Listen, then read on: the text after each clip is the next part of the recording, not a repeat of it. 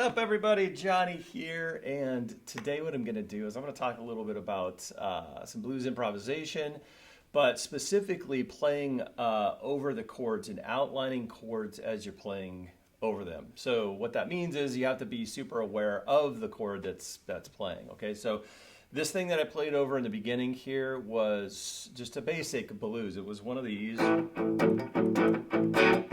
Okay. So we're going to call that A is a 1 chord, 4 is a D chord, and the 5 chord is going to be E, okay? But what I find is that people soloing over a blues like this are just using straight pentatonic. So if we're just talking about this A pentatonic box 1, that guy, okay? You're missing out on some very cool tones that are inside the chord. So if I take an A7 chord, for example, it sits right over the top of box 1 right here, and I start to strip away some of these notes. I take away that bottom note, which I'm just kind of left with that portion of the chord.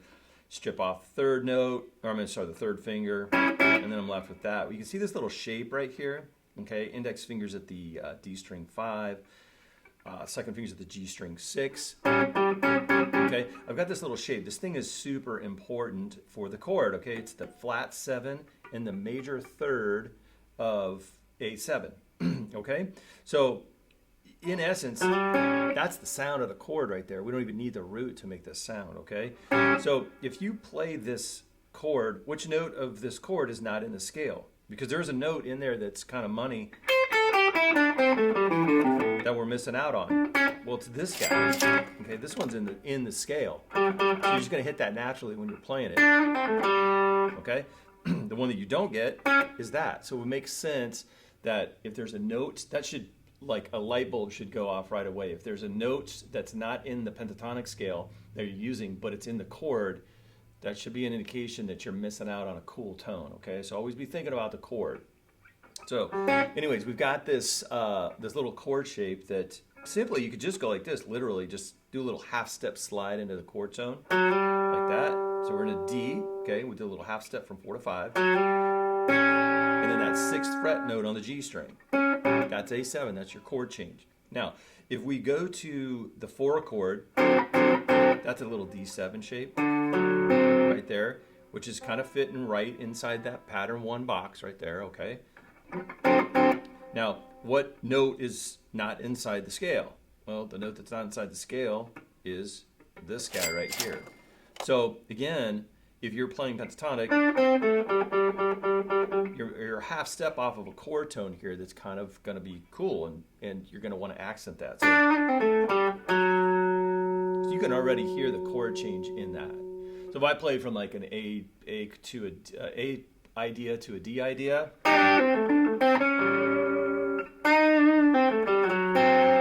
you can hear the chord change in that, and I'm just using straight basic pentatonic ideas and then into that little shape. So again, we've got A7 here, half step down with that little shape, we've got D7, okay? Now, if we take the same concept of the D7 chord that I showed you here, if you didn't already know it, we're going to move it up 1, 2, 3. That's going to be E7 now. That's going to be our 5 chord. And you can see it's the same exact shape. So obviously, if we just peel that second finger off, we've got that little shape underneath again. Okay, so that makes your chord change. And again, this is right over the top of, or inside, I should say, of this box 1 pentatonic scale, okay? But again, let me ask the question, what note is not inside this scale? It's that note right there. It's the index finger note, okay? So it would only make sense that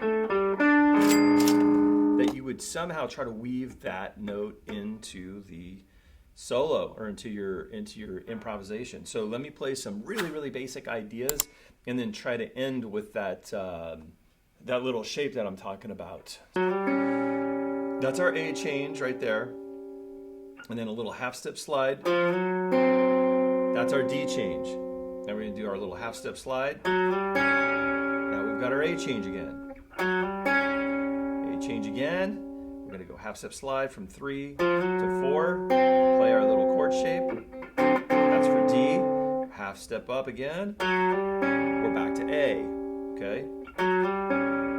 Now we just go a little half step slide, we're at E, we're gonna make our D change, so we're gonna go to 3 over here, slide to 4, get our D change, half step slide up, we're back at A, and then if you want to do it this way, half step slide up, you got E again, okay? So you can literally play that, and that would sound totally fine, but what you want to try to do is you want to try to weave in these notes or these little chords over the blues solo. So let me play some really basic ideas, and then I'll end with these little chords so that you can hear that I'm following the chord change and I'm picking up some of the cool notes that are in the chord that are not in the scale, okay? So real basic.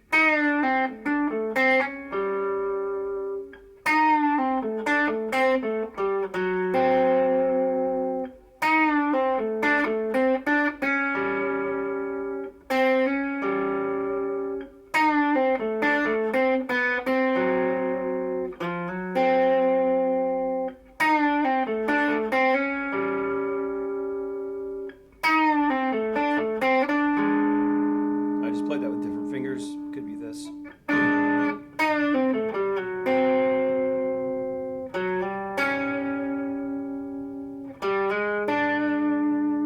Okay, so real basic little idea with just the bend. You use whatever licks are comfortable to you, and then try to weave in that those notes. So now I'm going to play the little backing track that I did in the beginning here.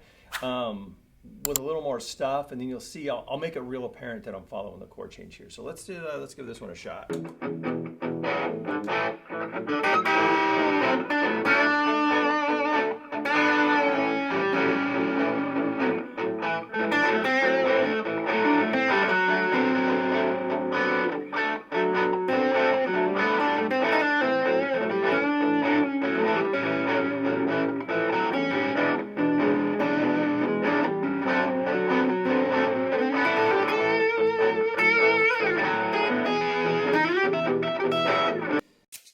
So you can see you can mess around with your blues ideas and then throw in these little chord shapes. It's going to be super cool for your playing, and it's going to make it sound like you're following the chord change, which you should be doing.